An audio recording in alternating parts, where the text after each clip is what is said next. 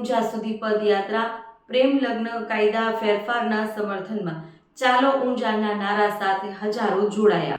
મહેસાણાથી ઊંઝા સુધી પદયાત્રા પ્રેમ લગ્ન નોંધણી કાયદામાં ફેરફારના સમર્થનમાં મહેસાણા શહેરમાંથી આજે એક ધાર્મિક અને સામાજિક સંદેશ આપતી પદયાત્રાનું આયોજન કરવામાં આવ્યું છે।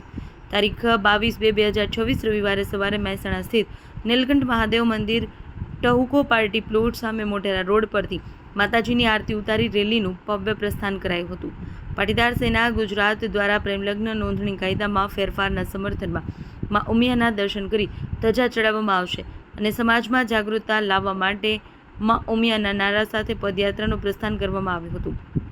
પદયાત્રામાં સાગરભાઈ પટેલ, મનુભાઈ ખોડીદાસ, ચોકસી, આનંદભાઈ પટેલ, વી.કે. પટેલ, આશાબેન પટેલ, પાલાવાસના તેમજ સતીશભાઈ, સુરેશભાઈ, નરેશભાઈ સહિત સમાજના ભાઈઓ બહેનો મોટી સંખ્યામાં જોડાયા હતા।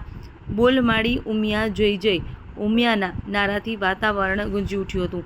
સરદાર પટેલના પ્રતીક પર ફૂલહાર અર્પણ કરી રેલીને આગળ પ્રસ્થાન કરાવવામાં આવ્યું હતું। કાર્યક્રમ દરમિયાન દાતાઓના હૃદયપૂર્વક આભાર વ્યક્ત કરવામાં આવ્યો હતો।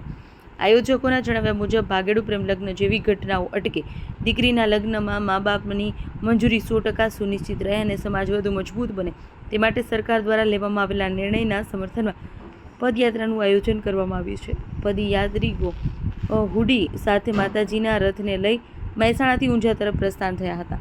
ઊંઝા સ્થિત ઉમિયા માતાજી મંદિર ખાતે દર્શન કરી હુંડી અર્પણ કરવામાં આવશે તેવી માહિતી આયોજકોએ આપી। સમગ્ર કાર્યક્રમ ધાર્મિક અને શાંતિપૂર્ણ માહોલમાં યોજાયો હતો, જેમાં માતાજીની આરતી સાથે પદયાત્રાને પ્રસ્થાન અપાયું હતું। પદયાત્રા દ્વારા સમાજમાં જાગૃતિ લાવી એકતા અને સંસ્કાર જાળવવાનો સંદેશ આપવામાં આવ્યો હતો। ચેતન પટેલ સુધારા કરે છે એ બદલ બધા જ સમાજો સરકારનો આભાર માને છે, પણ હજી પણ ક્યાંક કડક કરવાની જરૂર છે। પણ સુધારા સારા કર્યા છે, જેથી જે ભાગેડુ લગ્ન એકદમ આસાન હતા એમાં થોડી મુશ્કેલી ઊભી થઈ છે અને જે તે છોકરો ગમે તે કોઈ પણ દીકરીને ખોટા વચનો આપી અને બગાડી નહીં શકે, કારણ કે એની જાણ માતા પિતાની થશે।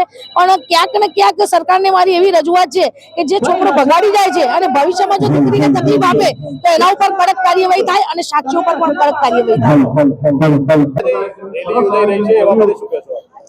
આજે પાટીદાર સેના ગુજરાત દ્વારા જે આ રેલી યોજાઈ રહી છે એ ભાગેડુ લગ્ન અટકી જાય અને આ દીકરીના લગ્નમાં મા બાપની રજા મંજૂરી 100% રહે એના માટે સરકારે જે નિયમ બહાર પાડ્યો છે અને સમર્થનમાં રેલી છે। માં જગદંબા ઉમિયાના ચરણોમાં બધા દર્શન કરવા માટે જાય છે અને ધજા ચડાવવા માટે જાય છે। તો સરકારને પણ અમે ખૂબ ખૂબ અભિનંદન પાઠવીએ છીએ, પણ અત્યારે હાલ જે નિર્ણય લીધો છે એમાં પણ થોડો કડક નિર્ણય બનાવે અને ભાગેડુ લગ્ન અટકી જાય અને મા બાપની રજા મંજૂરીથી લગ્ન થાય એવી સરકારશ્રીને અપીલ કરીએ છીએ।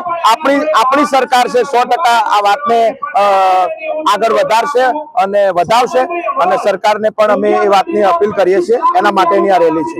નામ જણાવજો ને આજના કાર્યક્રમ વિશે શું કહેશો? વી.કે. પટેલ, પ્રભારી, વિશ્વ ઉમિયા ફાઉન્ડેશન, મહેસાણા જિલ્લાની જવાબદારી છે। આજે જે દીકરીઓને બચાવવા માટેની જે ઝુંબેશ ચલાવી રહ્યા હતા એની અંદર આપ સબ બધા જાણતા હશો કે વિશ્વ ઉમિયા ફાઉન્ડેશને પણ એમાં એનો ફાળો આપેલો છે। એમાં અમારા પ્રમુખ શ્રી આર.પી. પટેલ સાહેબનો પણ ન્યૂઝમાં એમના વિડીયો આવેલા હતા, એમને પણ પ્રયત્ન કર્યો હતો। હવે એના ભાગરૂપે ઉત્સાહ રૂપે વિશ્વ ઉમિયા ફાઉન્ડેશન, પાટીદાર સેના, બીજા અન્ય સમાજો બધા ભેગા થઈ અને અમે આજે આ ઊંઝા પદયાત્રા કરી અને ઉત્સાહનો ભાગરૂપે આજે રેલીનું આયોજન કર્યું છે। ખરેખર એની શુભેચ્છાઓ વ્યક્ત કરું છું। આજે પાટીદાર સેના દ્વારા આ માતાજીને ધજા ચડાવવાનું જે પદયાત્રાનું આયોજન થયું છે એ સમાજમાં એક જાગૃતિ લાવવા માટેનો કાર્યક્રમ છે અને જે સમાજમાં દીકરીઓ માટેના પ્રસંગોમાં જે તકલીફો ઊભી થઈ રહી છે એમાં સરકાર દ્વારા જે પ્રયાસો કરી રહ્યા છે એને ટેકો આપવા અને વધારે મજબૂત બનાવવા માટેની આયોજનનો આ પ્રયાસ છે। દેશ અને દુનિયાના સમાચાર જોવા માટે અમારી ચેનલ MG લાઈવ ન્યૂઝને સબસ્ક્રાઇબ કરો અને બેલ આઇકોન પર ક્લિક કરો, જેથી રોજે રોજની અપડેટ આપને મળતી રહે। સાથે જ અમારું ફેસબુક અને ઇન્સ્ટાગ્રામ પેજને પણ ફોલો કરો।